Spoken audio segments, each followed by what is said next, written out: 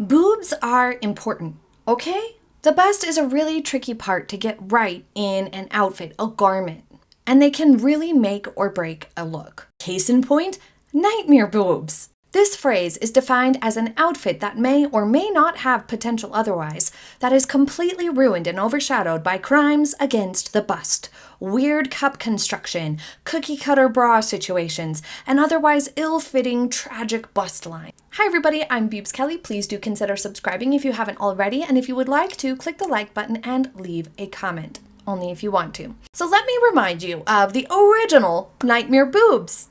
This dress that shocked our eyeballs in the worst of ways. Meghan Markle once wore this really iconically horrible, notoriously awful dress. It's a Carolina Herrera dress, and they have had some serious missteps since Carolina herself left. She retired, I guess, from designing dresses full time. And so then we got nightmare boobs. That's what we got. And Meghan previously wore this, and it was wrong in every single way. I have at least a couple videos on it, which I'll link for you. At the time, the main issues with it were everything. To summarize, though, one of the biggest problems with it was the fit. It accentuated what appeared to be back fat, the inverted nipples, the bustle, it widened her, it made her look heavier and bigger than she was. The angles of this dress, all of it was wrong. And it was a bright red dress worn to an event for veterans. And basic etiquette is you don't wear bright red to veterans events or events related to or honoring soldiers or warriors or veterans in general. You're supposed to wear other colors. Just saying. So it was wrong in lots and lots of ways. Also, it was way over the top. She dressed like she was going to a literal ball of some kind, and it was a gala. You should be wearing an evening gown, not a ball gown inspired piece. And the bustle attached to it made it look ball gown inspired. Anyway, also her styling was horrible. The shoes, the hair, the earrings, all of it. It was just bleh. That wasn't bad enough. We got more of it when the Meg re-wore the nightmare boobs dress, but skipped the bustle this time, not helping anything at all, not even a little bit.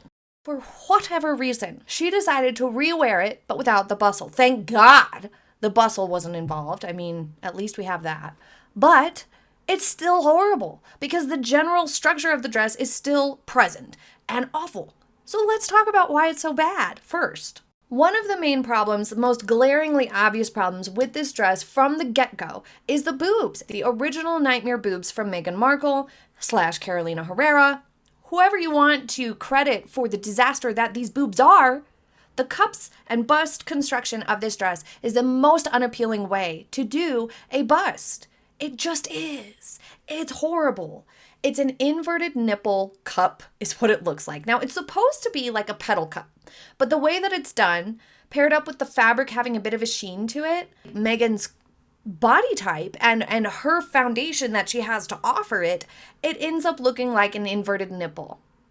It doesn't look nice. So all of this cannot be blamed on Meghan, because constructing a dress with an inverted nipple vibe is not going to be pretty on anybody. It doesn't matter what size you are, how much you're filling it out or not. Inverted nipple construction for the cup is a fail across the board. It makes me irritated. It irritates me when a designer makes a dress or any piece of clothing that is not compatible with anatomy, and an inverted nipple construction is not compatible with anatomy. It's never going to look good. Additionally, for Meghan, both times she wore it, it gave the impression that she didn't fill out the cup.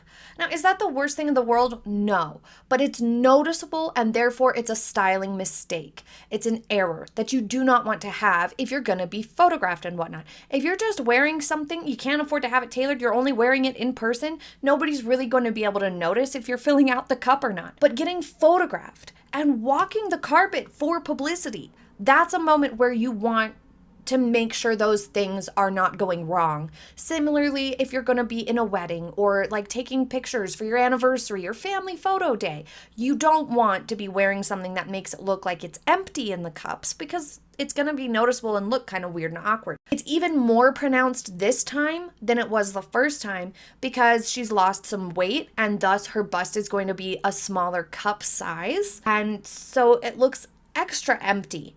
It just looks so awkward. in every way. Another problem that we have with this dress is that the cups come up low on the bust. And so, although we don't have boob tissue peeking out because there isn't enough there to be popping out, you know, if this dress was on somebody busty and it was cut right there, you would be seeing boob explode off the tops of those cups. But she doesn't have that much of a bust under there. Totally fine. I'm not saying there's anything wrong with that. Clothes should fit your body and conform to your body as it is, not the other way around. So it's not a problem with her body, it's a problem with the dress and it not matching her body and the fit of it and whatnot. Moving on. The location of the top of the cup is creating a visual weight up here, this exposed part above where the cup is. And that's accentuated further by the strap. It's making that whole area look ginormous up here. And then under the bust looks extra short. So it's accentuating her short torsoed proportions by accident, both by having the cups not come up higher and by having the waistband placed where it is. If either one of those were adjusted, it would help. For example, if the fabric came up to the armpit, it would provide visual elongation to the torso and bust area, and that would help balance out her short torso.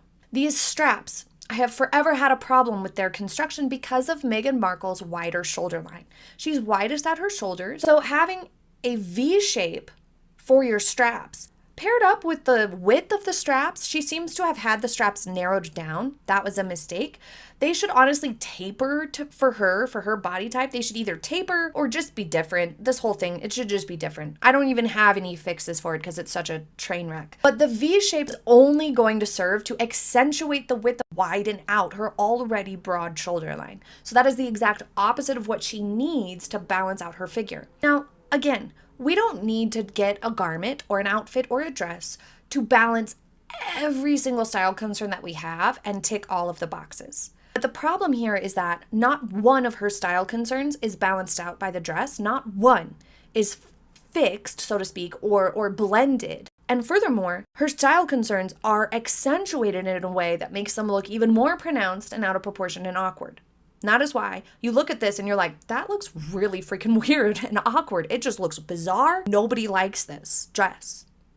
Nobody. I've never met somebody who in real life is like, I like that dress. No, nobody likes it. It's terrible. The only people who say anything positive about this dress are those paid to praise fashion in the magazines. No longer do fashion magazines offer objective criticism or style advice that's practical or real. They exclusively praise anything that they're told to write about. That's all they do. Because otherwise they would be told that they're being negative or not nice or whatever, or not supportive, because that's just the temperature of culture at the moment. So you can't rely on them. But in real life, nobody likes this dress. Additionally, this has a plunge neckline, which already is going to create an east-west, yank the boobs apart sort of a vibe. And that does not help Meghan Markle because that's going to further widen her torso. Making it look wider is going to also accentuate the shortness of it and make it look like a square, like a box on stilts. So you don't want to do anything that's going to widen your torso or your shoulder line if you have a short torso. You want to do everything you can to encourage a lengthening effect and elongate the torso, obviously. But furthermore, this also has a deep center slit. So you have a center slit coming up and a plunge coming down.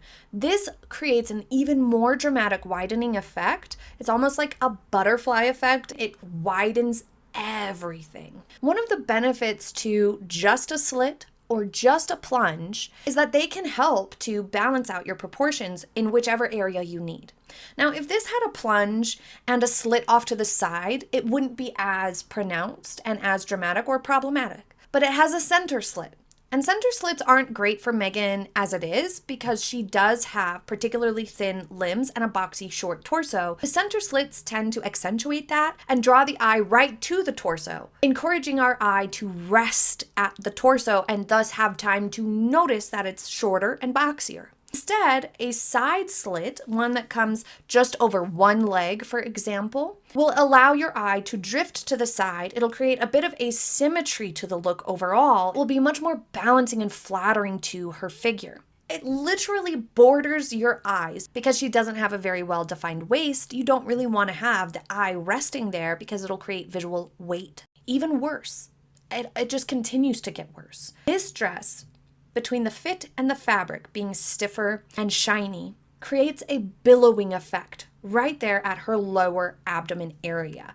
The lower portion of her belly area, the lap area, creates all these poofs and gathers and billows outward. This was even more pronounced the first time she wore it because it was even more ill-fitting that time.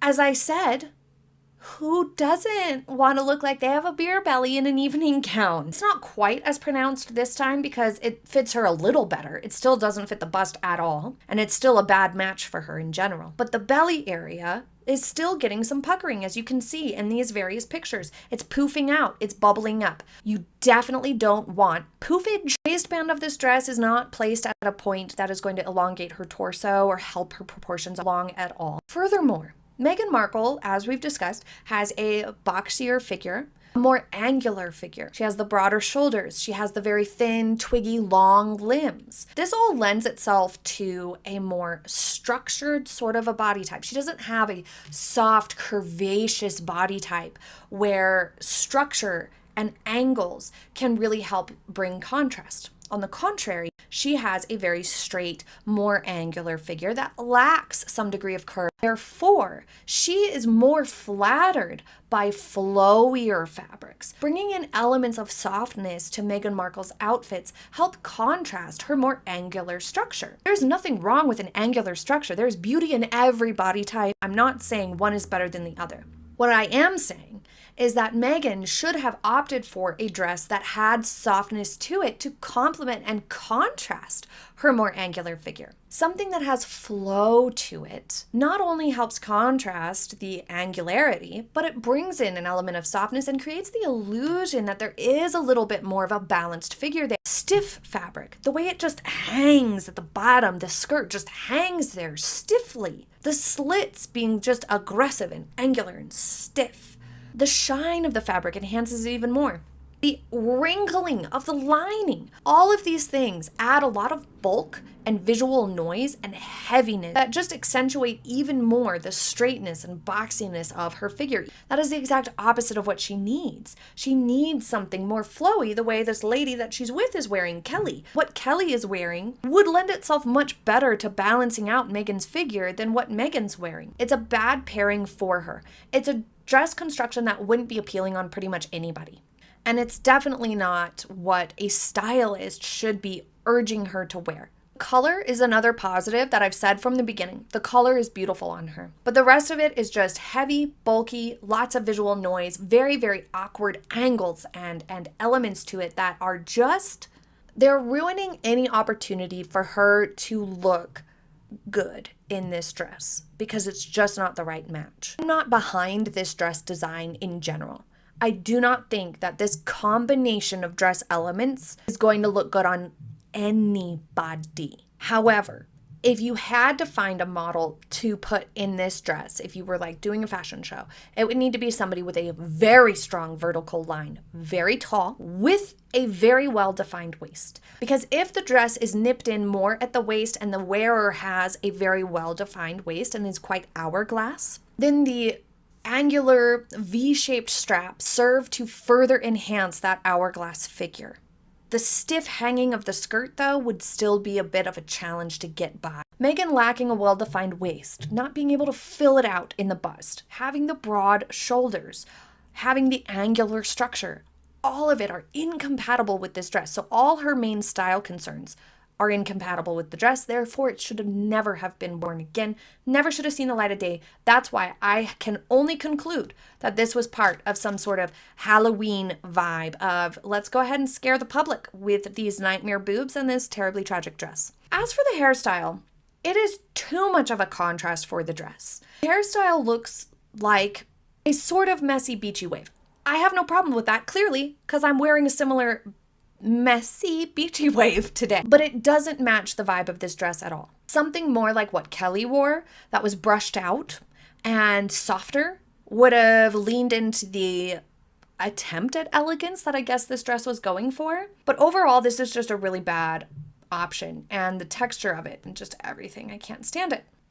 Even here in this particular picture, you can see the lining just looks awful. It's a shiny satin. It's gonna catch the eye, and it's wrinkly and billowing. It's not. Just this entire thing is a terrible mess, and I despise it. But Meg did have more ruined bust lines than just this inverted nipple travesty.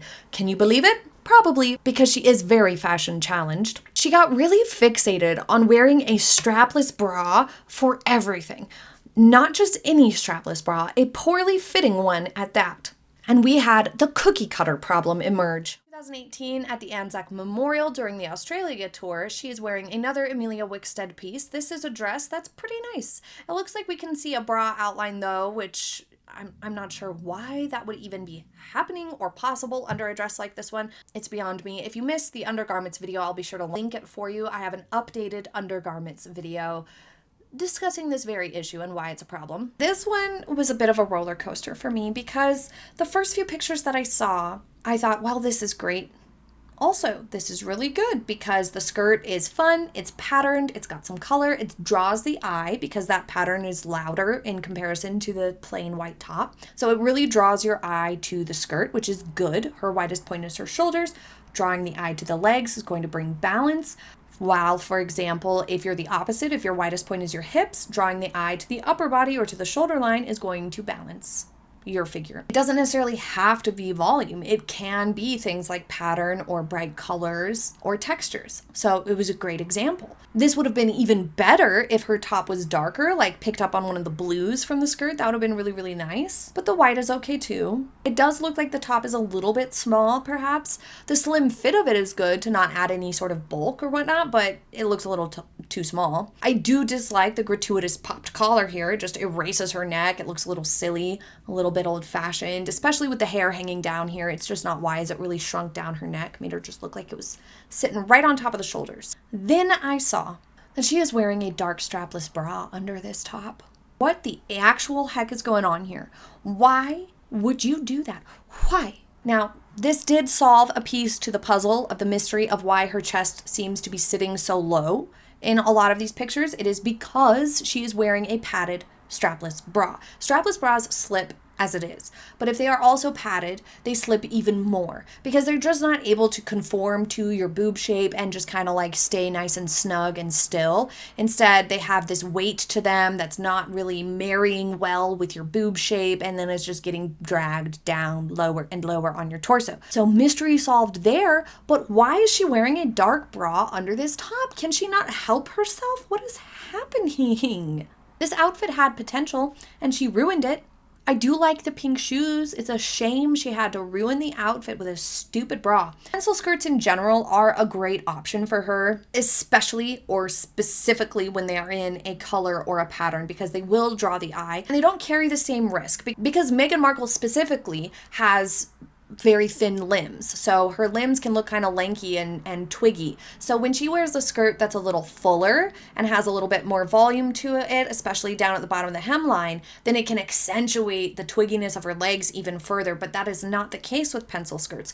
So they really should be one of her go-to silhouettes, doing a pencil skirt with a slim fit top. When she was with the royal family, some of her most successful outfits were very, very streamlined, simple shift dresses and pencil skirts with slim tops. It helps to blend the short torso. It doesn't necessarily completely camouflage it, but it blends it because pencil skirts naturally are placed pretty high rise. So she can get away with it. It's streamlined, it's tidy, it's a nice silhouette, and it works really well for her when done right, but she did it wrong and she ruined it. But if you thought the Meg was the only one who ever had a nightmare boob moment, you'd be wrong. There's many, many more. Let's take a look at a few on the red carpet, shall we? Sofia Vergara's red dress has some things going for it. I really like it from the waist down. The draping of it, you can see this sort of V shape with the gathering here around the hips is just enhancing her more hourglass figure. Very, very flattering.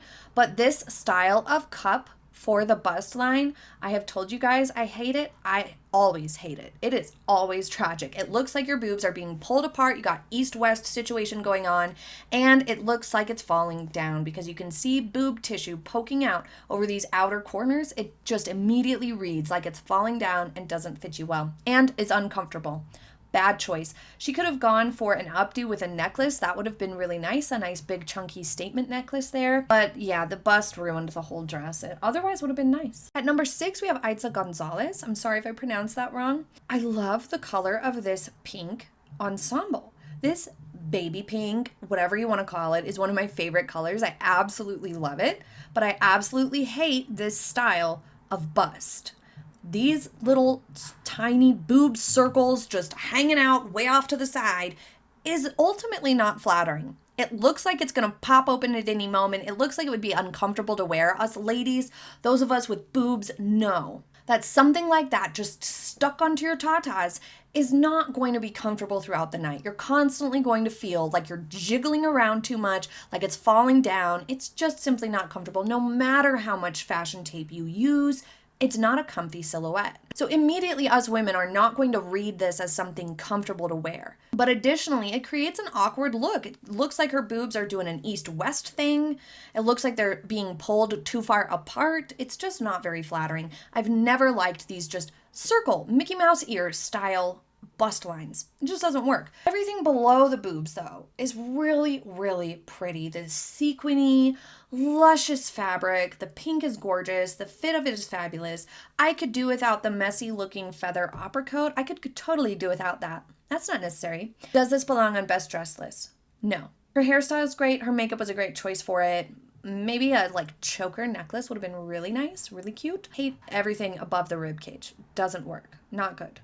Does not belong on best dressed. So as you can see, the bust line can really make or break an outfit. Remember to be mindful. Getting a good fit is paramount. Making an effort to make sure the bra lines aren't showing and choosing the right type of bra for the occasion, as well as your personal shape, will all help with a smooth finish. And of course, never buy anything that has this sort of a cup. Just don't do it. If you missed my tutorial helping to determine what sort of shape you are and what sorts of bras are going to be most compatible with you and be easiest to get the best fit, then be sure to check out this tutorial here. I'll link it for you at the top of the screen and at the end of today's video. Thank you so much for joining me for this little fashion edition. I hope you enjoyed it, and I will see you next time. Have a happy day, everybody. Bye.